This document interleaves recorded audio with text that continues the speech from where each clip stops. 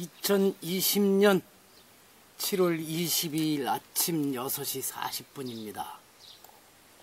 밖에 나오면 가장 먼저 환영해 주는 게 이 깔따구라 그러나요? 앵앵거리면서 아주 귀찮게 하는. 문 열고 나오는 순간부터 들어붙습니다. 그리고 때로는 안에까지 들어와서 안에서 앵앵거리다가 결국은 참을 수 없어서 에프킬라를 뿌리든가 해서 죽이고 마는데,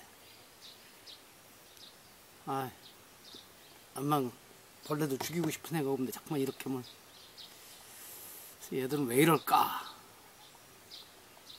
뭘 원해서 저한테 그렇게 들어붙을까? 이런 생각을 가끔 해봅니다.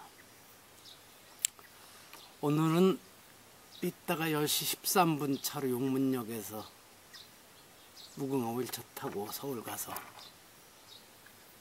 성북구 안암동에 있는 보타사에 스님을 좀 만날 일이 있어서 찾아뵙고, 오후에는 머리도 깎고, 아마 머리 깎은 지가 한 달이 넘을 겁니다. 머리 깎고 저녁에 또 외국에서 온 모녀가 아마 한국에 절에를 가서 좀 며칠 있고 싶다고, 그래서 그걸 제가 아끼는 김 교수가 아는 사람들인데 어디로 어떻게 가서 해야 될지 모른다고, 그래서 그분들과 만나서 그런 얘기를 좀 도와주고 함께 저녁을 먹을 계획입니다. 그래서 아침에 면도도 했습니다. 요즘은 서울 가는 날만 이렇게 만들었습니다. 곧 비가 올 것 같아서 영상 편지 100회를 바로 시작하겠습니다. 100회면 좀 그럴듯한 기념식을 해야 되는데 아직 그럴 형편이 아닙니다. 다음에 200회쯤에서 한번 하든가 그러겠습니다. 어제 뉴스 보니까 여당의 어느 국회의원이 아파트 전월세 금액을 시장과 도지사가 정하는 법안을 제출했다고 합니다. 마음은 이해합니다. 급등하는 전세금 문제를 해결하겠다는 모양인데, 제 생각에는 이렇게 하면 전세금은 더 빠른 속도로 뛸 것이고, 돈이 많은 사람들 중에는 아예 임대를 하지 않고 묵혀두는 집들이 더 많아질 것이라고 봅니다.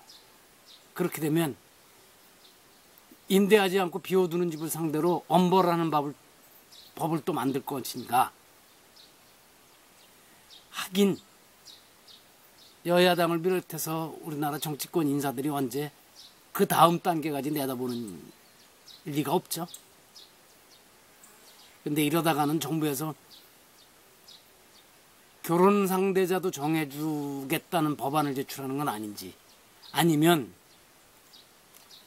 몇 살이 넘었는데도 결혼 안 하고 있으면 세금을 물리든가 뭐 하여튼 그런 것이 나오는 건 아닌가. 어제 이 뉴스를 보면서 작자 이름은 생각이 안 납니다만 10몇 년 전에 읽은 전달자들이라는 소설 생각이 났습니다. 세상이 세월이 흘러서 정부에서 모든 것을 다 주고, 내가 할 역할은 무엇이고 내가 할 역할은 무엇이고, 너는 애기 낳는 일, 말하자면 너는 공장에 무슨 하는 일, 이렇게 정해주고 그냥 편안하게 더 사는 세상 얘기가 있던데, 그렇게 되지 않기를 바랍니다.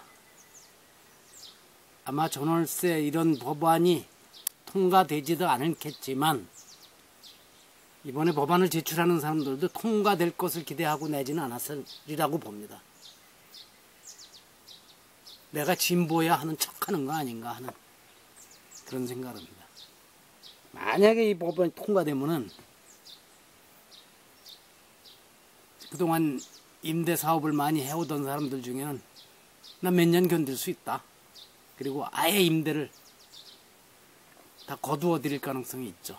그리고 혹 법안 통과 가능성이 보이면 통과 전에 전세금을 미리 올리려고 할 것입니다. 그래서 전세 품귀 현상이 일어날 것인데 어찌 시장의 구조, 시장의 심리, 사람들의 마음을 이렇게도 모르는지 모르겠습니다. 어제 한국일보가 요새 상당히 정권에 비판적인데 주필 칼럼으로 여권의 두 그림자 오만과 무능이라고 썼습니다. 구구절절이 맞는 애들이 많더라고요. 어제 한국일보엔 또 식당 손님이 주인 보고 고모 이모라 부르는 말, 이 사회에 대해서 의문을 제기하는 어느 교수의 글이 실렸는데 저는 정말 식당에 가서 언니, 이모, 고모 이렇게 부르는 거 아주 싫어합니다. 예전에는 함께 간 사람들이 그러면 그러지 말라고, 왜 저 어린 아가씨가 언니고 그러냐 그러는데 사람들이 저를 이상하게 쳐다봐서 이제는 안 합니다. 귀찮아서. 그래도 저는 가서 언니라 부르고 고모라 부르고 이모라 부르고 이런 일은 하지 않습니다. 또 한 가지입니다. 이번에 박 시장 사태를 두고 그 사람이 골목길 청소하는 장면 이런 사진을 올리면서 이런 사람인데 어찌 그런 일을 했겠느냐고 했더라고요. 그 말이 맞을 수도 있습니다. 그렇지만 제가 그래서 그랬어요. 나도 혼자 밥 지어 먹고 설거지하고 청소하고 빨래하고 밖에서도 좋은 일도 가끔 한다. 선행과 악행을 비교하면 그래도 선행의 비율이 하면 9대1, 9.5대1 정도 될 겁니다. 그런데 그렇다고 해서 이런 사진들을 모아놓고서 누가 이병두는 이런 사람이니까 성추행 같은 것을 저지르지 않을 것이라 확신한다. 이런 사람을 그런 식으로 공격하는 데에는 분명히 정치적 배경이 있을 것이다 라고 말을 하면 되겠는가. 그런데 어떤 사람을 옹호하고 비호하는 사람들이 대개 이런 식으로 나와서 오히려 자신들이 옹호하고 비호하려는 사람을 더 곤란하게 만드는 것은 아닌가 그런 생각을 합니다. 많이 그러고 있죠. 또 한 가지 본격 영상 편지하기 전에 이 방호제에서 책을 읽고 글을 쓸 적에는 대개 KBS 클래식 FM을 들으면서 합니다. 대개 라디오로만 듣는데 어제는 우연히 화면까지 보게 됐습니다. KBS 콩인가 이렇게 누르면 화면이 보이던데 참 그 목소리도 좋고 진행도 잘하는 여자 아나운서가 커다란 십자가를 겉으로 이렇게 드러놓게 매달고 있는 게 목걸이를 매달고 있는 게 보였어요. 그래서 종교의 자유가 있고 또 방송 진행자라고 해도 당연히 자신의 신앙을 간직할 자유와 권리가 있지만 굳이 겉으로 드러나게 커다란 십자가 목걸이를 걸어야 할까? 공영방송에서. 기도는 골방에서 해라고 했다던데 신앙심이 깊다면 오히려 작은 십자가를 옷 안으로 걸어서 드러나지 않게 하지 않는가, 맞지 않는가 그런 생각을 했습니다. 그리고 저는 혹시 절에 다니는 사람들이 만자 목걸이를 크게 매달고 나오는 진행자가 있다고 해도 좋아하지 않습니다. 그전에 탤런트 강부자 씨가 공영방송에 나와서도 우리 부처님 소리 자꾸 하고 그러면 별로 좋아하지 않았습니다. 어제는 한 달에 한 번 돌아온 법문 녹음 파일 푸느라고 3시간 고생했습니다. 참 남의 한 말을 녹음을 푼다는 것이 또 형사재판에 쓰고 있는 게 단순히 그대로 옮기는 것이 아니고 전후 구절을 맞춰가면서 또 이야기 속에 부족한 부분이 있으면 자료를 찾아놓고 하는 게 쉽지 않더라고요.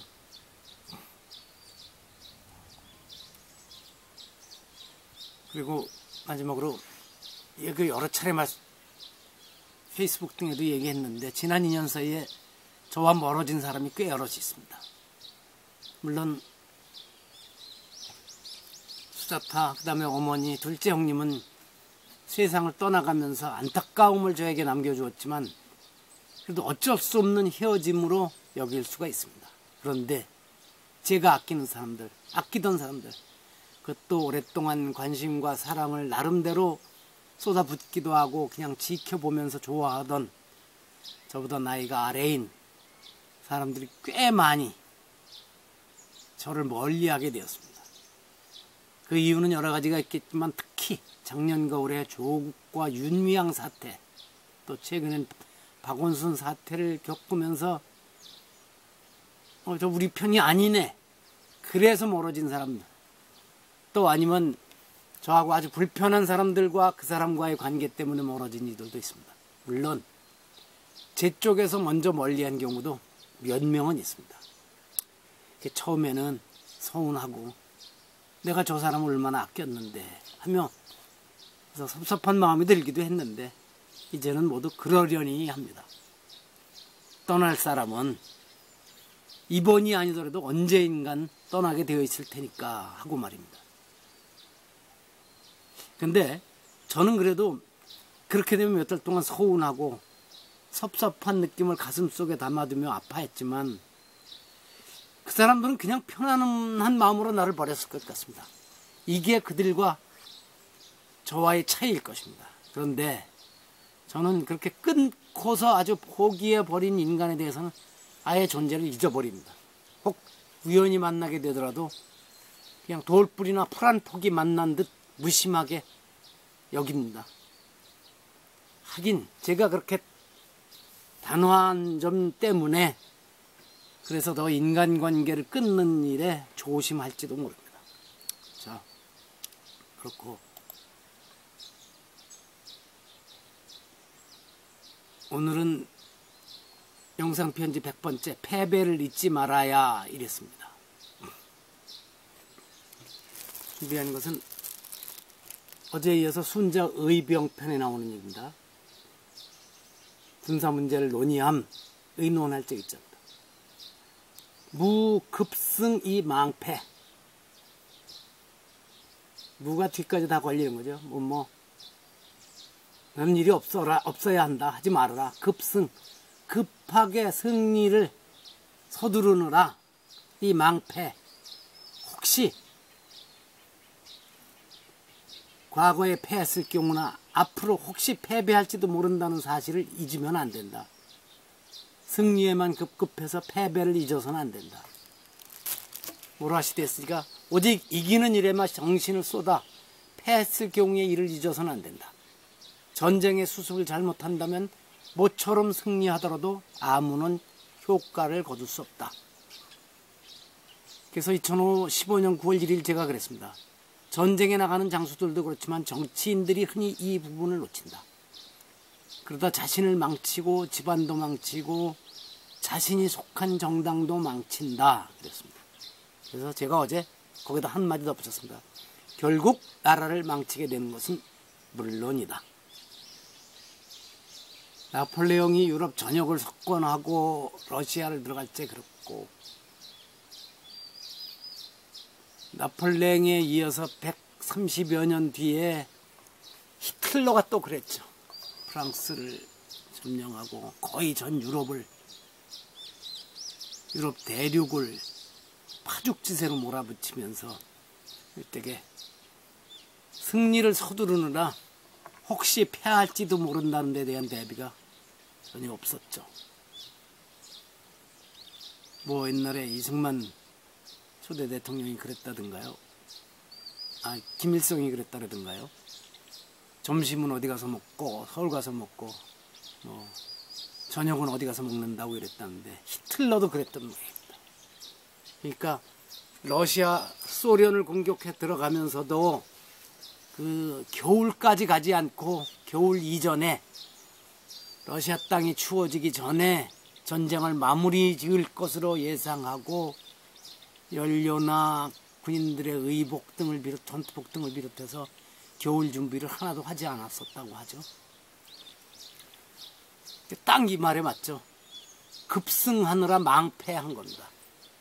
승리를 급하게 서두르느라 패할지도 패배에 대한 대비가 전혀 없었다는 것이죠. 순자의 얘기는 여기까지 하고 실은 어제 말씀드리려던 대목인데 이것도 2015년 1월에 읽은 하퍼리라는 미국 작가의 앵무새 죽이기의 두 대목을 한번 말씀드려보겠습니다.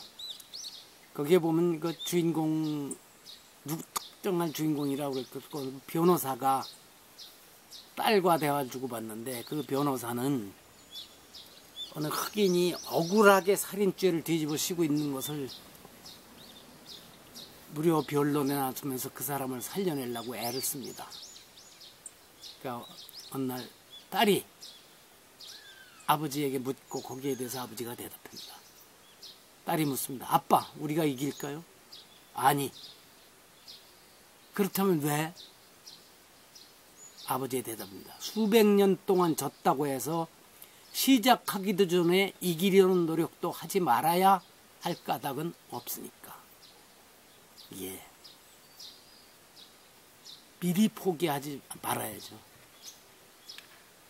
실은 미국에서 흑인들이 어느 정도 백인과 비슷한 수준까지 이르는데 얼마나 긴 세월이 걸렸고, 특히 20세기 제1차 대전 이후로 조금씩 나아갈 적에도 그때도 미리 수백 년 동안 우리가 이렇게 살아왔으니까 해나 마나일 것이야 하고 포기하지 않고 노력을 했었기 때문에 여기까지 왔죠. 자, 그 다음에 한 대목입니다. 이거는 그 살인 누명을 쓴 흑인 청년에게 검사가 한 얘기와 또 답입니다. 검사가 묻습니다. 청년이 얘기합니다. 검사님, 그게 아닙니다. 지금처럼 이렇게 재판을 받게 될까 봐 겁이 났던 겁니다. 그러니까 검사는 바로 또 그 말꼬리를 잡죠. 체포될 것이 겁이 났다는 말이죠. 이게 아마침에 어디로 왜 도망쳤느냐 이 말일 겁니다. 체포될 것이 겁이 났다는 말이죠. 피고가 저지른 행동을 인정하는 게 겁이 났다는 말이죠. 그러니까 대답, 아닙니다. 제가 저지르지 않은 일을 인정해야 하는 게 겁이 났던 것뿐입니다. 지금 내게 건방을 떠는 겁니까, 젊은이? 검사님, 그게 아니에요. 천만의 말씀입니다. 제가 저지르지 않은 일을 인정해야 하는 게 겁이 나서 도망치는 경우가 수천 년 인류 역사에 계속 이어져 왔죠. 가까이는 조선시대도 그렇고 일제강점기에 고등경찰에 불려가서 그들이 다가오기만 해도 미리 도망치면 너 이놈아 죄가 있어서 도망친다고 몰아붙였죠. 그게 가까이는 거의 전두환 시절까지 노태우 정권, 노무현이 아니다. 노태우 정권 때까지 이어져 왔을 것이고, 지금은